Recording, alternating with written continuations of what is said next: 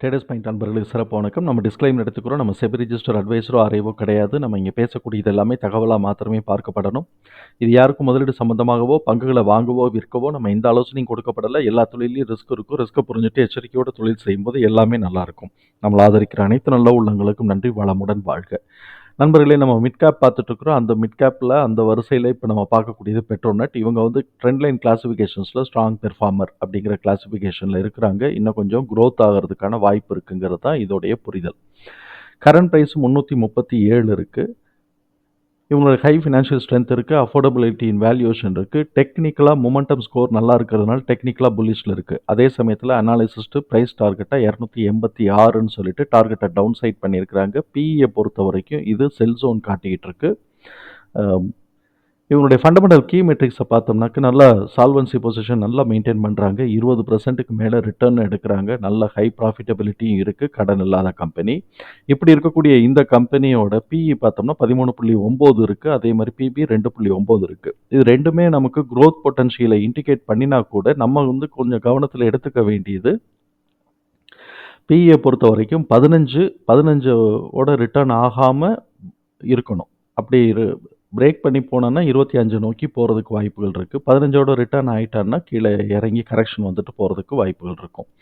1 year forward இபிஎஸோட estimation forward estimation வந்து 24.1 இருக்குது.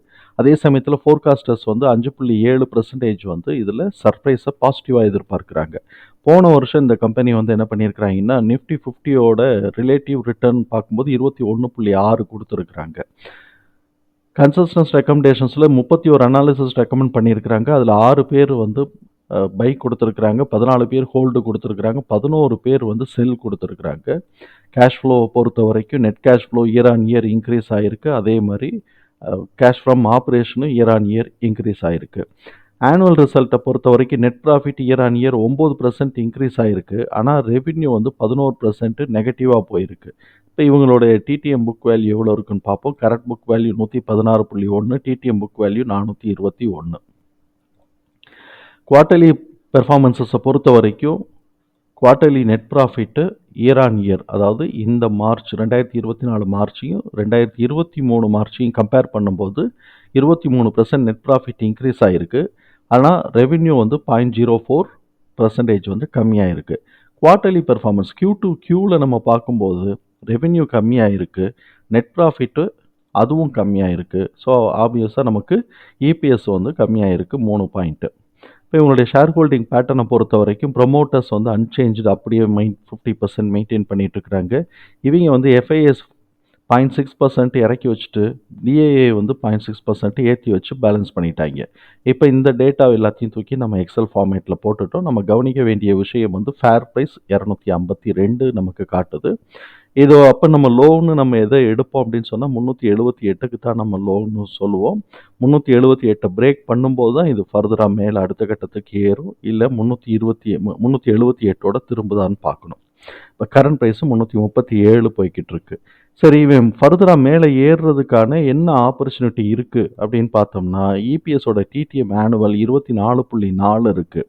எஸ்டிமேஷன் என்ன செய்கிறாங்க 24.1 இருக்குது. சர்ப்ரைஸ் வந்து 24.6 கொடுக்குறாங்க.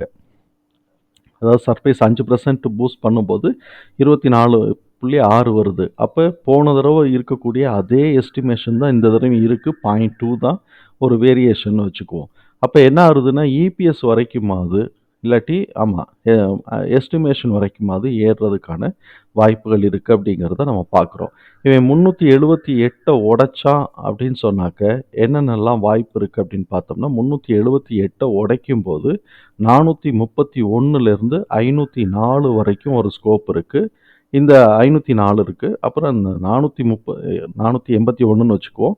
484 உடைக்கும் போது 485 உடைக்கும் போது நமக்கு வந்து 504, 529, 584, 631 இந்த ஸ்கோப் இருக்குது. இந்த 431லேருந்து 504ங்கிறது இந்த குவார்ட்டரில் இவன் 378 உடைச்சி இவன் நல்ல ரிசல்ட் கொடுத்துருந்தாங்கன்னா மேலே ஏறுறதுக்கான வாய்ப்புகள் இருக்குது.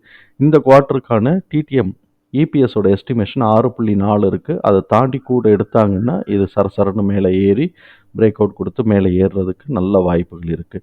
சப்போஸ் கீழே இறங்கிச்சுனாக்கா 325க்கு கீழே உடைச்சு 303 உடைச்சாங்கன்னா 275லேருந்து 252 வரைக்கும் வாய்ப்புகள் இருக்குது அப்படிங்கிறது நமக்கு இதுலேருந்து புரியுது. இந்த டீட்டெயில்ஸ் எல்லாத்தையும் தூக்கி நம்ம உள்ள தூக்கி போட்டோம். 378 உடைக்கணும். உடைச்சு மேலே போனான்னா 431 டு 454, 481, 85, 504 வரைக்கும் அடுத்த லெவல்.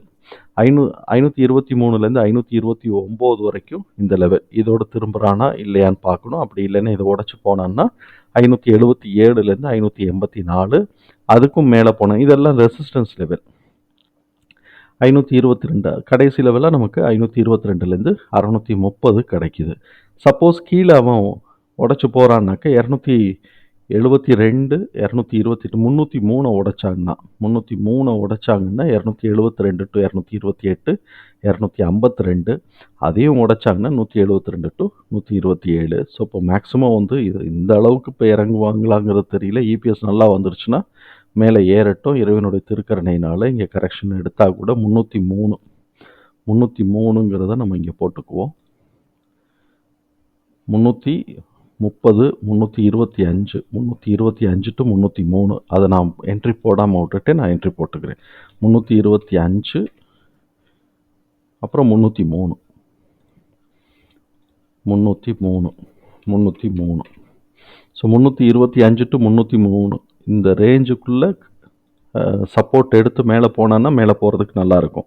325 டு 303, 303 உடைச்சிட்டாங்க அப்படின்னு சொன்னாக்கா அடுத்த லெவலுக்கு 272 டு 228, 252 அந்த லெவலை உடைச்சி அந்த லெவலில் சப்போர்ட் எடுக்கணும். அப்படி இல்லைன்னா 172 டு 127க்கு தான் அடுத்த சப்போர்ட்டுக்கு வரும். ஸோ இப்போ இவன் அப்படியே மேலே ஏறி 378 உடச்சி மேலே ஏறினான்னா எல்லாத்துக்கும் ரொம்ப சந்தோஷம்தான். தகவல் நமக்கு பயனுள்ளதாக இருந்ததுன்னா சங்கருக்கு ரொம்ப சந்தோஷம். நம்மளை ஆதரிக்கிற அனைத்து நல்ல உள்ளங்களுக்கும் நன்றி. வளம்.